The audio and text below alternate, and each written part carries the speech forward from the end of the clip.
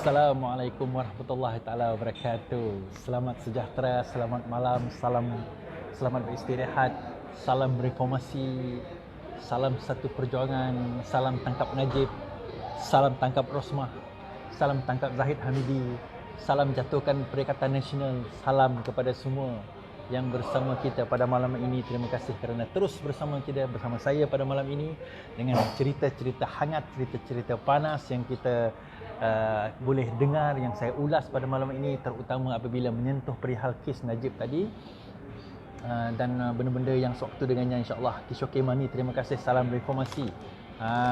Saya nak tengok anda. Super ring. Salam daripada Riyad Azali. Terima kasih. Hai Nafsiah. Halo, Nafsiah dah ready. Dia daripada tadi tak sabar nak memenangi pertandingan Super Ring. Morgan Subramaniam, terima kasih Morgan. Claire Shannon, terima kasih. Salam reformasi. Terima kasih Baharudin Abu Hassan. Muhammad Yusni, salam 7A. Salam 7A. Waalaikumsalam. Rashidah Nawab, terima kasih. Sapul Baril, salam reformasi. Sofi Idrus, terima kasih. Israf Rusdi, saya mohon rakan-rakan semua supaya kalau boleh dari Semarahan, Stephen Unting, terima kasih Stephen. Share video saya, share kita punya ni malam ini, kita hangatkan suasana. Kita pastikan yang turun tadi tu, yang turun di Najib punya perbicaraan itu tidak lain tidak bukan macai RM40 saya panggil macai RM40 kerana apa? Kerana tidak lain tidak bukan hanyalah untuk RM40 semata-mata. Jadi insya-Allah kita malam ini menyantap sedikit Super Ring. Saya dengar Super Ring ni macam sedap.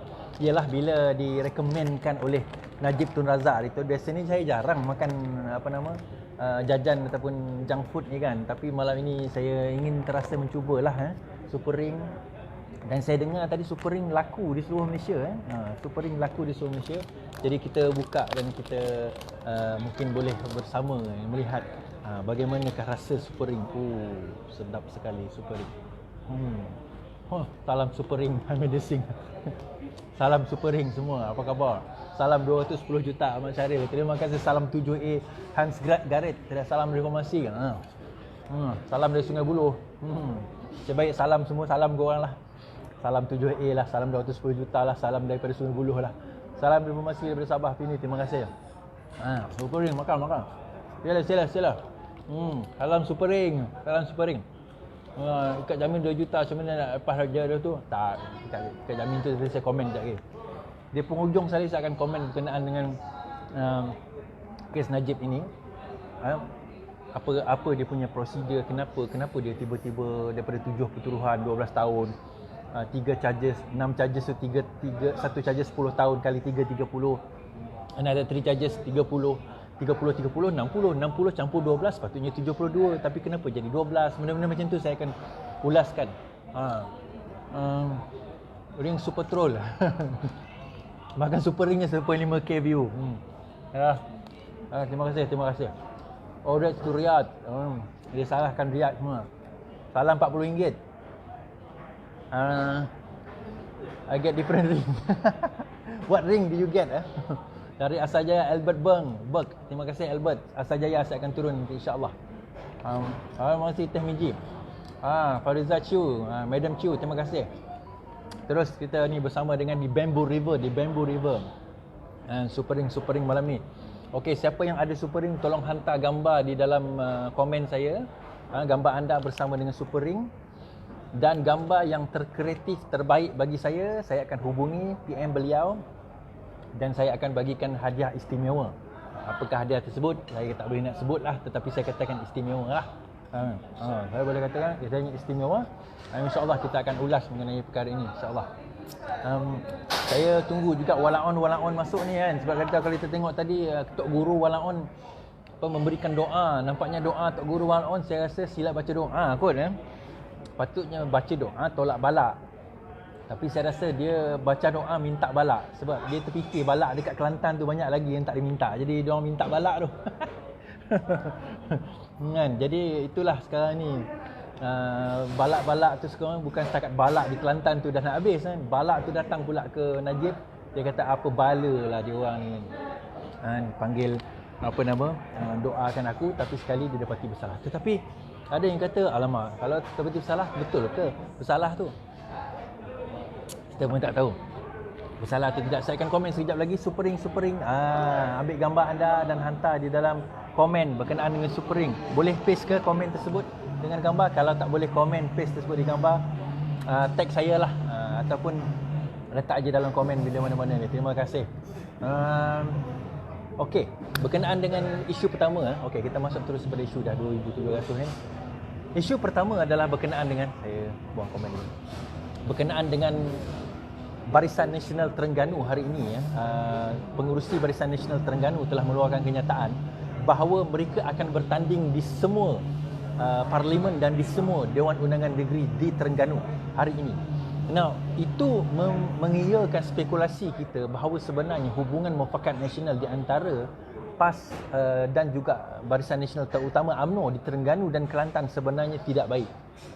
Dan hubungan ini bukan saja tidak baik di Terengganu dan Kelantan, tetapi juga di jajaran Melayu, contohnya seperti Kedah, Perlis, Kelantan, Terengganu. Ini 4 negeri ini di mana majoriti Melayu, dan hubungan mufakat nasional yang dikatakan baik di peringkat atasan itu sebenarnya tidak baik. Hubungan itu sebenarnya tidak rapat, dan di peringkat bawahan mereka sedang bergaduh. Saya sebut hari itu bahawa di Terengganu walaupun kerajaan persekutuan sudah bergabung, tetapi di peringkat negeri masih lagi tidak ada jawatan diberikan kepada orang-orang UMNO, kepada orang kuat UMNO yang boleh digunakan oleh orang kuat UMNO untuk menggerakkan UMNO di kawasan tersebut. Sebab itu PAS nampak bahawa sekiranya UMNO ini diberi peluang untuk melaksanakan tanggungjawab dan tugas mereka sebagaimana, dan diberi tugasan dan jawatan, UMNO akan gunakan peluang itu untuk lawan PAS di kawasan Terengganu dan juga Kelantan. Disebabkan oleh sifat orang kata dengki, sifat hipokrit, dan juga sifat orang kata kebencian PAS ni kepada UMNO, menyebabkan, dan juga curiga yang paling utama, menyebabkan PAS tidak mahu bekerjasama dengan UMNO di kawasan Terengganu, di kawasan Kelantan, Perlis dan juga Kedah, sehingga menyebabkan UMNO rasa macam terpinggir dan kecewa, terutama apabila mereka mengatakan bahawa kalau sekiranya inilah sikap PAS terhadap mereka, yang mana di peringkat pusat kita boleh bekerjasama, kenapa di peringkat negeri kita tak boleh berbagi kawasan dan ghanimah dan jawatan? Maka dengan itu UMNO telah declare, terutama di Terengganu, bahawa mereka telah declare mereka akan bertanding di semua DUN dan di semua parlimen, walaupun PAS mengatakan terdapat rundingan yang telah dilakukan. Ini sebenarnya memberi signifikasi. Kenapa saya bercakap tentang Terengganu?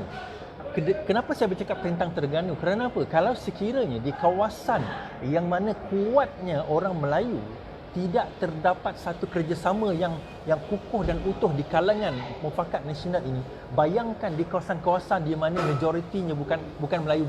Nak kata majoriti bukan Melayu, tak juga. Tetapi di mana Melayunya mungkin dalam lingkungan 50-50 dengan bukan Melayu, ataupun 55-45 dengan bukan Melayu. Jadi di kawasan tersebut, contohnya seperti di Selangor, seperti di Kuala Lumpur, seperti di Perak, for example, Sabah, Sarawak tak adalah UMNO, menyebabkan keadaan itu adalah situasi dan suasana itu, keharmonian itu tidak wujud dan tidak ada di dalam masyarakat yang kita nak bina, yang dia orang nak bina. Hubungan yang nak bina itu tidak ada, dan mencurigai ini menyebabkan mereka saling bercakaran di antara satu sama lain di seluruh Malaysia. Okey. Suara saya dengar ada yang kata tak berapa dengar. Suara okey ke? Suara okey? Alright. Saya rasa suara okey. Komen sikit suara. Okey, boleh komen sikit suara. Suara okey. Okey suara Alright. Jadi saya mengatakan kenapa dalam situasi itu perlu pentingnya. Sebab apa? Rafizi mengatakan pada PRU ke-14, sekiranya UMNO dan PAS bergabung, maka dengan itu Pakatan Harapan pada waktu itu susah untuk menang dalam menghadapi PRU ke-14. Nasib baik PAS dan UMNO tidak bergabung. Bagi mereka, sekiranya mereka tidak bergabung, mereka ingat dapat boleh pecahkan kerusi Pakatan Harapan. Dan sebab itulah UMNO membayar 90 juta, lebih 90 juta kepada PAS untuk membayar deposit dia saja, menurut Claire Brown. Untuk membayar deposit ini, kita bukan kata duit 1MDB ya, tetapi ini adalah wang yang dibayar oleh UMNO bagi menghadapi PRU ke-14, untuk tujuan PAS menghadapi PRU ke-14. Bagaimana PAS mempunyai banyak dana untuk menghadapi PRU ke-14 melainkan dengan ada yang bantuan daripada UMNO. Dan dakwaan ini tidak pernah disangkal oleh PAS. Malah PAS sendiri mengakui bahawa mereka memang menerima duit daripada UMNO. Cuma jumlahnya dia tak nyatakan berapa.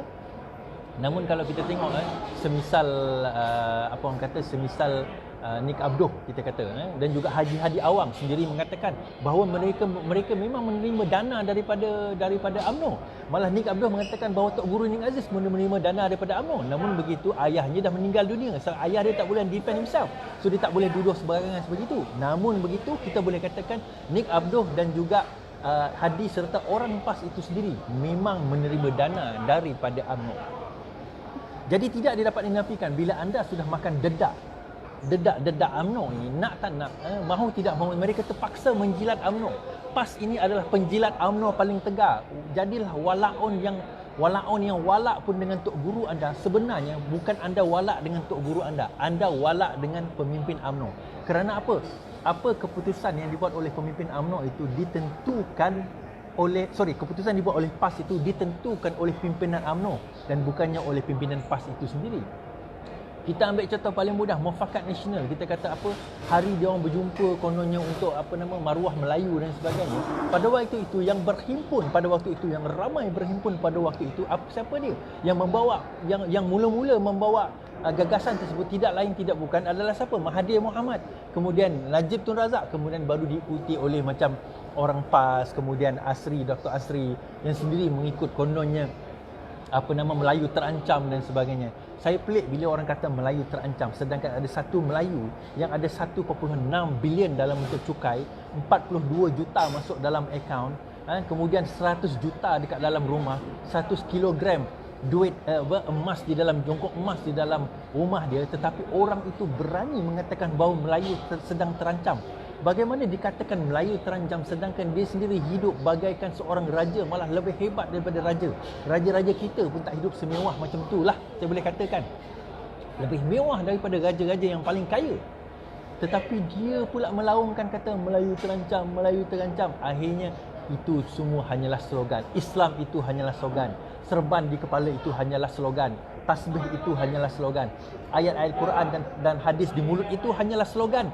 Slogan apa? Slogan untuk memainkan sentimen Melayu, slogan untuk memainkan sentimen Islam kepada pengundi-pengundi supaya terus mengundi mereka. Buktinya hari ini ramai yang turun bas, naik berbas-bas, 14 bas dikatakan turun kononnya untuk menyokong Datuk Seri Najib Tun Razak. Entah majoriti pun kita tak tahu sama ada mereka faham atau tidak. Mereka kata dengar ceritanya dia bayar RM40 dengan makanan, dengan disedia bas untuk turun kononnya menyokong Najib Razak. Tapi dengar-dengarnya hari ini dia kena compound pula. Sebab apa? Tidak mengikut SOP. Habislah korang, lantaklah yang mana kena compound tu. Tetapi poinnya adalah inilah dia mentaliti Melayu yang dibodohkan. Orang Melayu yang dibodohkan atas tujuan apa? Atas tujuan untuk mereka terus kekal berkuasa. Selagi mana mentaliti Melayu kita ini tidak keluar daripada kepompong takutkan kepada kita ni, daripada dulu sentiasa ditakutkan. Dulu takut hantu, kemudian takut kepada mak lampir, takut kepada langsui, takut kepada toyol. Kita sentiasa ada takutnya. Malah hantu kita ni paling banyak nama. Kalau orang putih dia ada ghost je. Ghost tu hantu. Ghost tu merangkumi semua hantu. Punyalah takut kita ni, semua hantu kita ni ada pelbagai nama. Hantu raya, toyol, langsui, penanggal, kita hantu tinggi, hantu kopek, macam-macam jenis hantu kita ada. Nak menunjukkan takutnya orang Melayu kita ni dan percayanya orang Melayu kita ni kepada tahyul, benda-benda yang seumpama ini. Dan tahyul itu, walaupun kita hidup di zaman moden, masih lagi tahyul itu wujud dalam bentuk apa? Oh, dalam bentuk kalau kita tak bagi Najib berkuasa, kalau kita tak bagi UMNO berkuasa, maka hancurlah Melayu. Kalau kita tak bagi PAS berkuasa, maka Kristenlah seluruh Malaysia. Itulah tahyul-tahyul yang ditanam di dalam otak-otak bodoh sebilangan kecil Melayu ni. Bukan semua. Saya tahu majoriti Melayu sekarang ini dah mula sedar, dah mula tersedar, mengetahui bahawa itu semua permainan bodoh, permainan apa orang kata, satu cobaan hanya sekadar untuk mengelirukan lawan. Mengelirukan lawan. Jadi sebab itu saya kata Muafakat Nasional itu tidak wujud dalam kadar secara trust. Sebab itu satu hubungan ini dia perlu ada kepercayaan, trust, kepercayaan. The moment foundation kita nak buat rumah, kita mesti ada foundation. Kita mesti ada asas. Dan asas kepada mana-mana hubungan adalah kepercayaan. Dan kepercayaan itu datang daripada jiwa, hati. Kalau sekiranya walaupun dalam hubungan kita akrab, bersalam, berpeluk, muka senyum, tapi dalam hati kita rasa macam nak berbunuh satu sama lain, maka hubungan itu tidak lain tidak bukan hubungan untuk berbunuh sesuatu sama lain. Dan inilah tuan-tuan dan puan-puan, hubungan yang sekarang ini dialami dan dilakukan, yang sedang dirasai oleh Muafakat Nasional di antara PAS dan juga UMNO. Tugas kita tuan-tuan dan puan-puan mudah je. Tugas kita adalah bagi tahu dengan orang PAS, UMNO ni sebenarnya tidak ikhlas dalam perjuangan mereka. UMNO ini bukan ikhlas untuk nak membantu Melayu. Mereka sekadar untuk nak berkuasa. Kita pula bagi tahu dengan orang UMNO, PAS ini sebenarnya tidak ada dalam niat mereka untuk membantu orang Melayu. Dalam niat mereka bukan untuk membantu orang Islam. Sebaliknya niat mereka hanya sekadar untuk berkuasa. Buktinya sekarang ini mereka dah berkuasa. Arak masih tak haram. Adib masih lagi kes tersebut tidak didakwa. Nombor ekor masih berleluasa. Kalau kita tengok semua kes-kes yang RU 355 pun entah ke mana. Semua ini hanya sekadar retorik PAS, retorik UMNO yang kononnya hendak membela Melayu, tetapi sebenarnya mereka lah yang menjahanamkan Melayu dan tanah Melayu serta Malaysia kita ini. Saudara, tuan-tuan dan puan-puan. Itu syarahan dululah. Masa saya belajar syarahan macam itulah kita cakap non-stop macam tu kan. Tak ada skrip depan saya ni. Okey, itu isu pertama saya kata tadi bahawa Terengganu sekarang ini sedang bergaduh dan Barisan Nasional Terengganu terutamanya UMNO telah menyatakan bahawa mereka tidak akan bekerjasama dengan PAS dan mereka akan bertanding di semua kerusi di Terengganu, di semua kerusi parlimen dan juga semua kerusi DUN di Terengganu. Itu Terengganu baru buat announcement. Saya dapat tahu bahawa di Johor PAS dan juga UMNO terutamanya mengatakan bahawa mereka tidak akan memberi peluang kepada Bersatu untuk bertanding di mana-mana kerusi yang milik UMNO. Dan sekiranya mereka nak bertanding juga, maka UMNO akan langgar. Begitu juga saya dengar di Melaka dan begitu juga saya dengar di Perak. So situasi dan perkara ini akhirnya memakan diri, membawa saya kepada poin yang kedua, iaitu poin saya yang kedua berkenaan dengan apa tahu? Dengan kerjasama di antara Perikatan Nasional. Adakah kerjasama ini satu kerjasama yang kukuh? Bagaimana hari ini Zahid Hamidi setelah keputusan Najib itu keluar, beliau mengatakan bahawa dia akan revise balik, dia akan membuat satu keputusan besar, akan menarik diri daripada menarik handbrake untuk UMNO daripada bersama dengan Perikatan Nasional. Saya bagi tahu benda ni sejak 2, 3, 4 minggu lepas dah, bulan lepas saya dah cakap dah. UMNO kena bagi tahu awal-awal kalau sekiranya mereka nak buat keputusan kepada kes Najib ini, mereka kena bagi tahu awal kalau something happen to Najib, dia orang akan tarik handbrake. Tetapi Zahid Hamidi tak buat. Hari ini baru dibuat kenyataan tersebut. Dah terlambat. Saya boleh katakan sudah terlambat. Kenapa saya katakan sudah terlambat? Kerana pada hari ini hukuman telah dijatuhkan. Walaupun nanti mungkin dia dapati tidak bersalah, tetapi damage has been done. Dan damage bila dah has been done, nothing you can do about it. Nothing you can do about it. Sila makan kopok supering. Saya makan kopok supering dulu. Kedai mamak ni pun dah tutup dah. Awal dia tutup. Kata 11.30. Tak apa. Ni 11.30. Alright. Okay. So dalam keadaan situasi yang ada sekarang ni, adakah Perikatan Nasional itu akan tumbang? Saya kata kemungkinan itu akan ada. Saya sudah kata itu. Saya dah cakap hari itu. Okey, ada orang kata, semalam kau kata Najib tak bersalah. Saya kata Najib tak bersalah. Subjek tu bergantung kepada satu situasi. Negosiasi dengan Muhyiddin tu macam mana? Adakah berjaya atau tidak? Kalau dia bersalah, bermaksud negosiasi mereka gagal. Kalau dia tidak bersalah, bermaksud negosiasi mereka berjaya. Negotiation mereka, rundingan mereka itu berjaya. So nampaknya dia dapati bersalah, menunjukkan bahawa rundingan mereka gagal. Apa rundingannya? Rundingan dia adalah Bersatu nakkan 50 kerusi parlimen milik UMNO Barisan Nasional. Namun begitu UMNO Barisan Nasional tidak mau menyerah kalah terlalu mudah dalam keadaan demikian. Jadi sekiranya demikian, saya mengatakan kalau sekiranya kenapa UMNO tak keluar daripada Perikatan Nasional? Kalau sekiranya nak bubarkan parlimen, simple saja.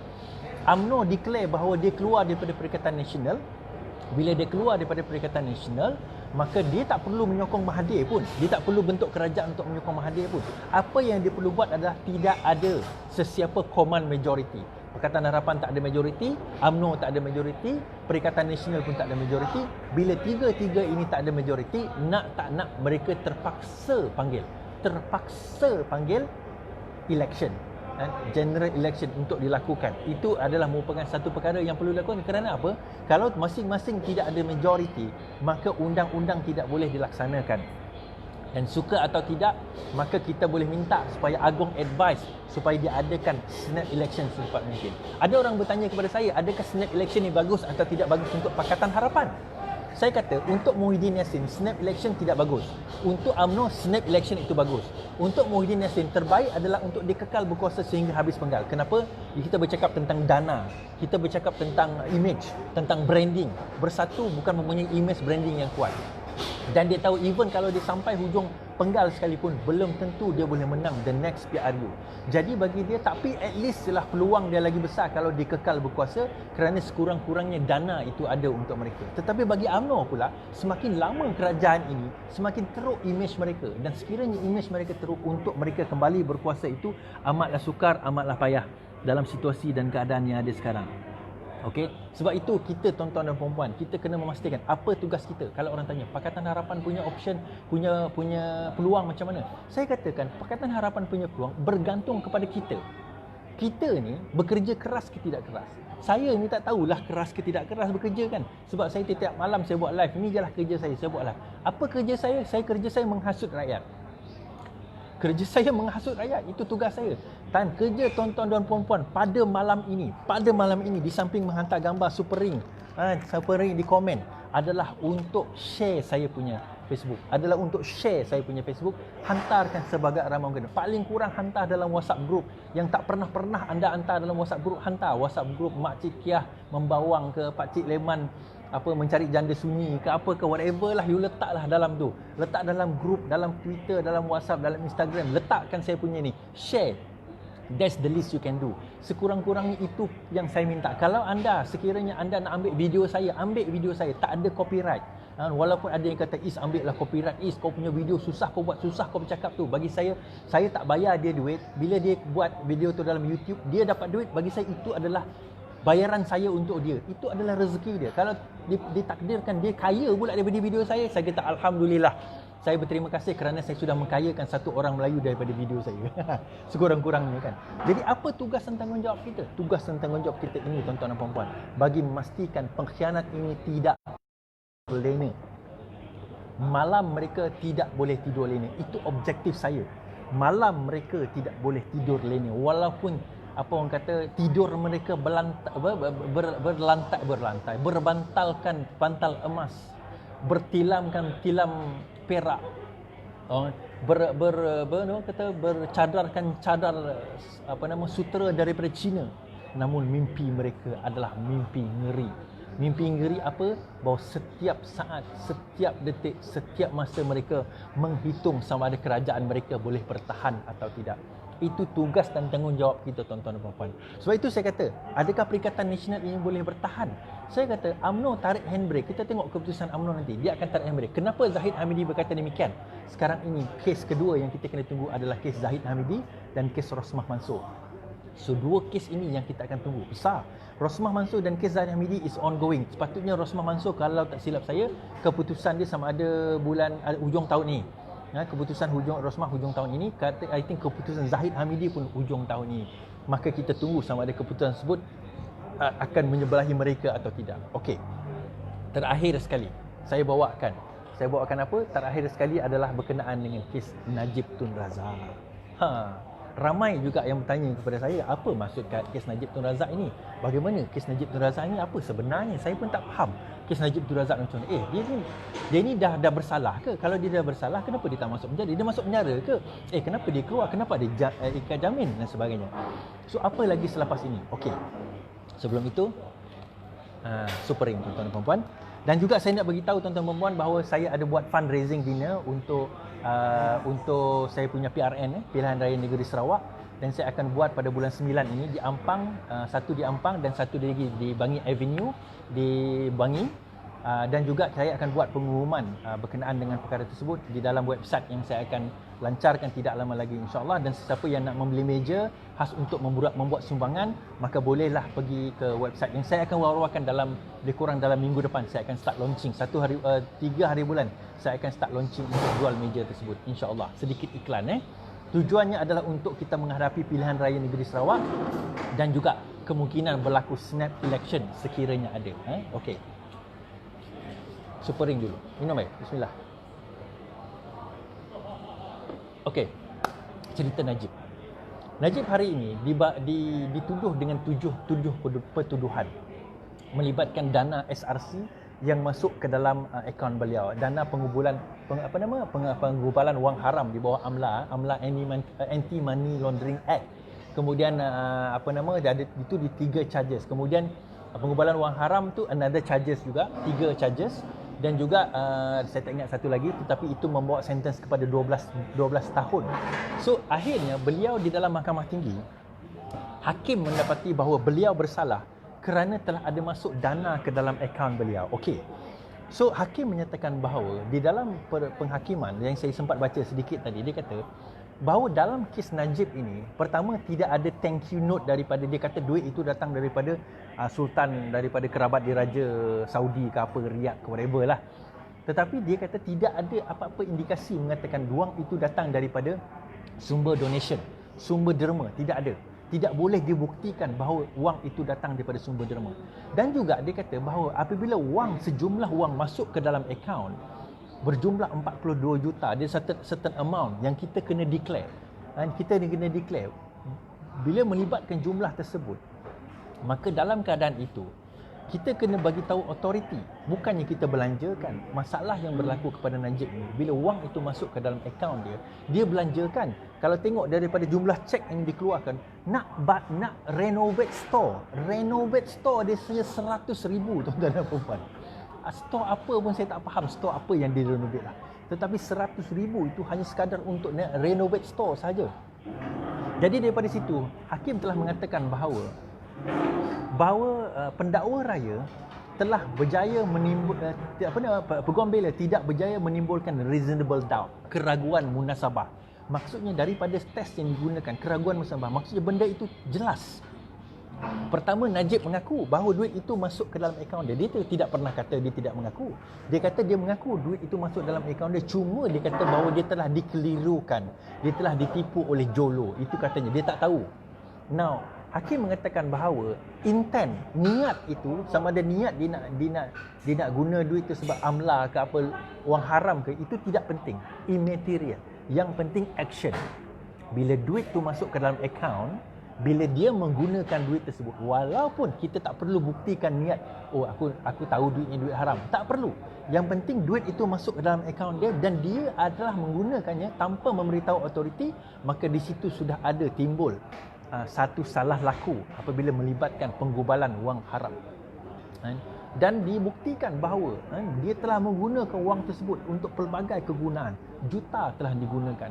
Kalau kita tengok 2 juta untuk media sosial saja, 2 juta untuk media sosial saja. Pelbagai cara, pelbagai metod telah digunakan untuk beliau mengeluarkan duit tersebut. Kalau sekiranya dia tidak tahu duit tersebut masuk ke dalam akaun dia, kenapa dia tiba-tiba boleh tahu macam mana cara menggunakan duit tersebut? Itu persoalan yang dikemukakan. Kemudian kita kata yang masuk dalam akaun ni bukannya RM4 per sen, tonton. Bukannya RM42, bukannya RM420, bukannya RM4,200. Kalau duit tiba-tiba dalam akaun kita katakanlah ada RM10, tiba-tiba kita check akaun, ada pula RM5,000 dalam akaun kita. Pelik kita. Kita tengok transaction pula daripada sekian sipulan bin sipulan. Kita pun nak contact dia juga. Salah masuk ke akaun ni. Kenapa duit aku ada RM5,000 ni? Kita pun pelik. Tetapi 42 juta boleh pula dia kata dia tak tahu. Pelik. Kan? Menunjukkan apa? Dia duit ni terlalu banyak ke? Itu menimbulkan satu persoalan lain. Kerana kita tahu bahawa beliau telah dislap dengan LHDN berjumlah 1.6 bilion ringgit. 1,600 juta makcik-makcik dan pakcik-pakcik di kampung. 1,600 juta. 1 juta tu 1 juta tu kita letak 1,000, tambah 600 juta lagi, maka itulah 1.6 bilion jumlahnya. Kalau kita nak faham 1.6 bilion, 1 juta pun Jangan kata 1 juta. Majoriti kita 100,000 pun mungkin tak pernah nampak pun. Kan? Majoriti kita kat sini 100,000 cash pun mungkin tak pernah tengok pun. Ini 1.6 bilion cukai saja. Kita bukan bercakap tentang jumlah pendapatan dia. Cukai saja 1.6 bilion seorang Perdana Menteri yang tak ada bisnes, tak ada perniagaan, yang hanya bergantung kepada gaji sebagai seorang MP dan Perdana Menteri. Bagaimana mendapat dana sebegitu banyak? Jadi sebab itu 42 juta masuk ke dalam akaun bukanlah suatu benda yang pelik sebenarnya. Bukanlah pelik, maksudnya adakah benda itu satu yang kita nak nafikan? Itu saya kata bani-bani Melayu yang mana sebilangan UMNO yang bodoh ini, bukan orang semua UMNO bodoh, sebilangan kecil dia. Yang lain UMNO ni saya tahu bijak pandai, genius, pandai, hebat. Sebilangan kecil ni yang bodoh ni tak faham. Dan yang paling utama tuan-tuan dan puan-puan, saya dah cerita itu. Kenapa dia? Apa yang saya ceritakan? Saya ceritakan ini. Perancangan untuk nak humban Najib ke dalam penjara itu telah berjaya. Sekarang ini tinggal Zahid lagi. Sebab itu Zahid gelabah hari ini. Bila Najib dia dapati bersalah, he will be next. Okey, so dia tak faham. Dia kata, okey, 7 pertuduhan, 3 pertuduhan, 10 tahun, 10 tahun, 10 tahun, 30 tahun. 10 tahun, 10 tahun, 10 tahun, 60 tahun. Kemudian 12 tahun sepatutnya 72 tahun. So kalau 72 tahun, sepatutnya 72 tahun lah. Tapi kenapa sekarang ini bukan 72 tahun? Dia 12 tahun. Sebab dia kesemua hukuman ini dilaksanakan secara serentak. Dipanggil concurrent, concurrent punya punishment. Maksudnya, walaupun dia 7 kes berbeza dengan setiap hukuman berbeza, namun execution dia dalam masa yang serentak. Maksudnya maksimum yang 12 tahun tadilah. Dia so 6-7 hukuman ni dia sentence sekali. 1 tahun tu sekali 7 hukuman. Ada orang kata tak fair lah. Well, tak apalah. Sekurang-kurangnya dia kena 12 tahun. Tak apalah. Tapi in total sebenarnya dia kena 72 tahun. Tapi hukuman itu serentak. Bila berlaku serentak, dia jadi maksimum 12 tahun lah kan. Sebab 7 tu diserentak. Setahun tu 7, setahun 7, setahun 7. Dia bukannya ada setengah kes. Macam ada satu kes tu sampai 100 tahun dia kena penjara sebab dia merogol anak dia, anak tiri ke anak dia berkali-kali. Yang tu hukuman yang pertama dia kena 10 tahun. Kemudian habis 10 tahun baru dia lah sentence yang kedua, sentence yang ketiga, sentence yang keempat dan seterusnya. Yang ini tak. Yang ini 7 sentence itu berjalan serentak. Tetapi tuan-tuan dan puan-puan, kes ini dia baru 7. Kes Najib ada lebih 42. Kalau tersilap saya lebih 40 lah. So baru 7 maksudnya lebih 40 kes. Ada lagi berpuluh kes yang dia kena trial. Dan kes ini tak habis lagi tuan-tuan dan puan-puan. Okey, ada orang tanya saya, adakah Najib masuk jail? Sepatutnya. Tetapi peguam bela dia berjaya meminta stay of execution. Maksudnya stay ni maksudnya dia berjaya hold dulu.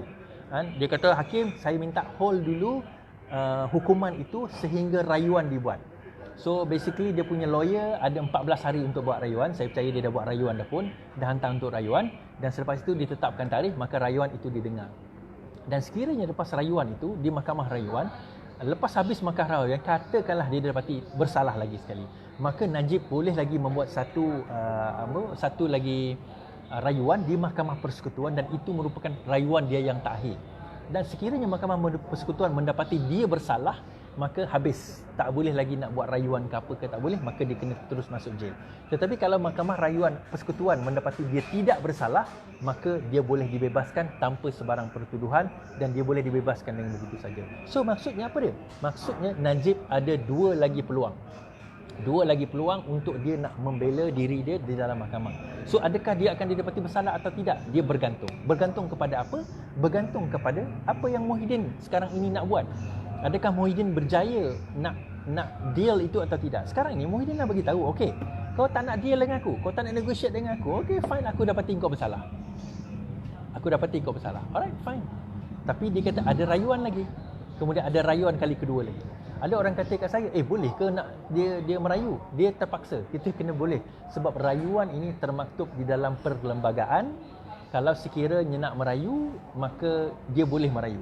Tetapi kalau tak nak merayu, itu bergantung kepada peguam bela. Kalau peguam bela kata dia tak nak merayu, maka habislah kes tu. Dekat situ je lah, masuk penjara lah dia. So adakah Najib dalam penjara sekarang ni? Tak. Dia diikat jamin. Itu saya pelik sikit lah. Dia diikat jamin dengan ikat jamin, kalau tak silap saya, 1 ke 2 juta dengan 2 orang sureties, 2 orang penjamin yang menjamin beliau, dan dia kena report setiap 1 hari bulan dan 15 hari bulan di Balai Polis Berdekatan. Sekiranya gagal membuat demikian, maka wang jaminan tersebut akan burn. Now, itu yang interesting kita nak tengok sekarang ini ya, apabila kita melihat dalam kadar dan situasi yang ada sekarang ini, bahawa Najib yalah, kita kata kenapa dia tak masuk penjara lagi. Saya kata sabar. Rayuan tu mungkin dalam, I don't know, mungkin tengok bergantung kepada mahkamah lah. Mungkin cepat pun dalam sebulan dua, mungkin lambat pun mungkin hujung tahun ni. Kita tengok macam mana. Tapi lama lah dia duduk kat luar, tak apa kan. Yang bermula akan berakhir. Tak apa, sabar dahulu. Yang penting sekarang ini kita beraya dulu dengan kita punya kemenangan yang pertama. Namun begitu sebenarnya dia ada lagi mahkamah rayuan dan dia ada lagi proses di mahkamah persekutuan kalau sekiranya mahkamah rayuan itu bersalah atau tidak bersalah. Okey. So dalam kes yang ada sekarang ini, adakah jatuh dia punya title sebagai ahli parlimen berdasarkan perkara 48 perlembagaan? Kalau disebabkan hakim sudah membuat satu kenyataan bahawa ada stay of execution tadi dan telah bersetuju untuk stay of execution disebabkan oleh special circumstances, maka tidak boleh dikatakan bahawa kerusi parlimen pekan itu telah kosong. Belum boleh dikatakan. Sehinggalah beliau didapati bersalah di dalam mahkamah rayuan dan didapati bersalah di dalam mahkamah persekutuan itu. Namun begitu, ia bergantung kepada hakim. Bagaimana hakim menjatuhkan hukuman dan bagaimana hakim menentukan keadaan tersebut sama ada boleh diteruskan atau tidak. So saya ulang, pertama sekali 7 pertuduhan, total dia dipenjarakan 72 tahun. Namun begitu 7 kes ini dilaksanakan secara serentak. Disebabkan itu maka dia ada 12 tahun. Tetapi ini baru 7 kes, tuan-tuan. Dia ada lebih 30 kes lagi yang dikena hadapi selepas ini. Kalau bersalah kes-kes yang lain itu kita campur, berkemungkinan dia mungkin berpuluh tahun dia mungkin boleh kena masuk penjara. Namun begitu kes tu pun, yang lain tu pun termasuk kes ini, mungkin 10 tahun lagi baru nak habis kot. Lama lagi ni tuan-tuan dan puan-puan. Yang ni dah dapati bersalah dah. Yang lain tu belum dapati bersalah lagi. Belum bicara pun lagi. Tengok yang perbicaraan yang ni pun hari tu daripada tahun lepas. Tahun ini baru habis, lebih kurang 2 tahun. Kalau kita tengok kes Datuk Seri Anwar Ibrahim, dia bicara 1998, 1999, tahun 2004 baru habis. 5 tahun kes. Satu kes tu yang dikena penjara. Yang liwat tak dapati bersalah, tetapi yang mana dia kerana katanya rasuah, yang akta tu pun dah dimansuhkan, maka yang itu dia mengambil masa 5 tahun. Beliau mengambil masa 5 tahun untuk tempoh proses perbicaraan tersebut. 5 tahun satu kes. Itu baru satu kes, tuan-tuan dan puan-puan. Bayangkan yang ada lebih 30 kes. Berapa puluh tahun agaknya kes itu baru nak habis. Mungkin 10 tahun kot untuk bicara saja ni. Belum masuk penjara lagi ni. Sebab itu saya kata dia mungkin tidur beralaskan emas. Cadarnya sutera daripada China, tetapi mimpinya adalah mimpi ngeri. Mimpi ngeri kerana apa?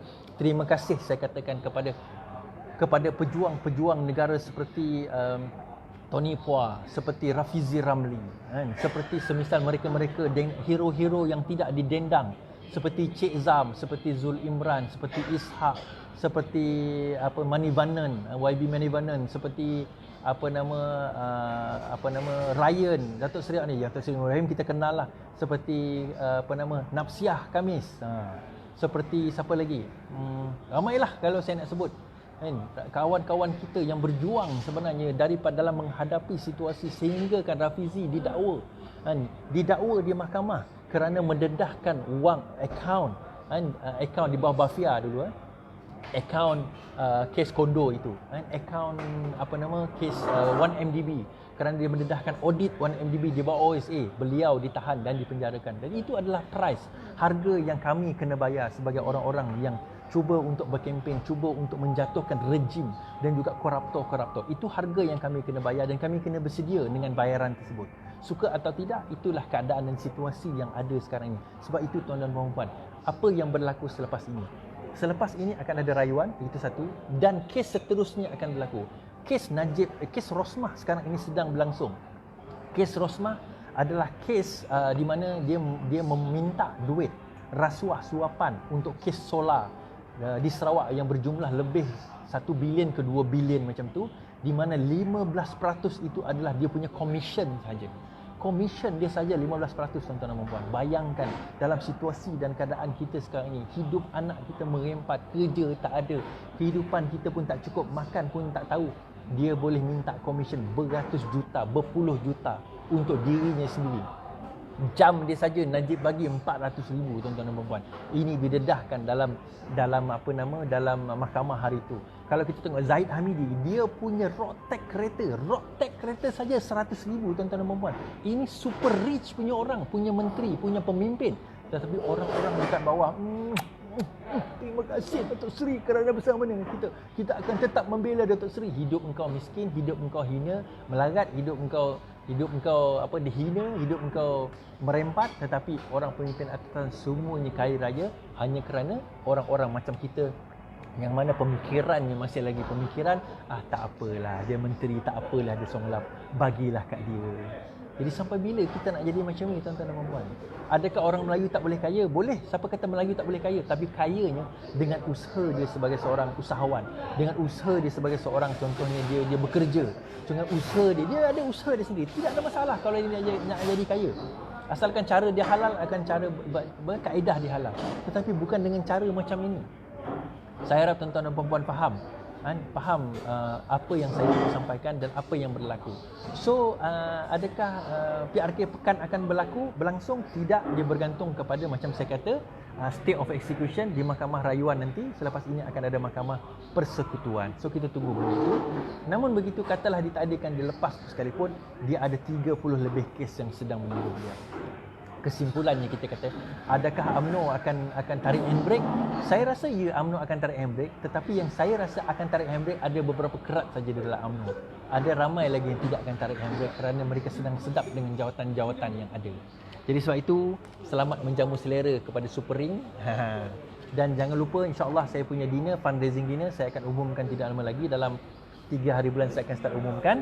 Dan kita bersama dalam menghadapi kerajaan kleptokrasi, dalam menghadapi koruptor, dalam menghadapi pengkhianat negara. Dan insya-Allah pengkhianat negara ini akan seorang demi seorang jatuh dicantas disebabkan oleh kuasa Allah Subhanahu Wa Taala, insya-Allah. Jadi sekian saja daripada saya. Selamat malam, selamat beristirahat, harap menjawab persoalan-persoalan anda. Tidur lena malam ini kita raikan dengan makan Super Ring. Sekian saja daripada saya. Mari kita sama-sama laungkan laungan keramat. Apa dia? Lawan. Tetap lawan. Assalamualaikum warahmatullahi wabarakatuh.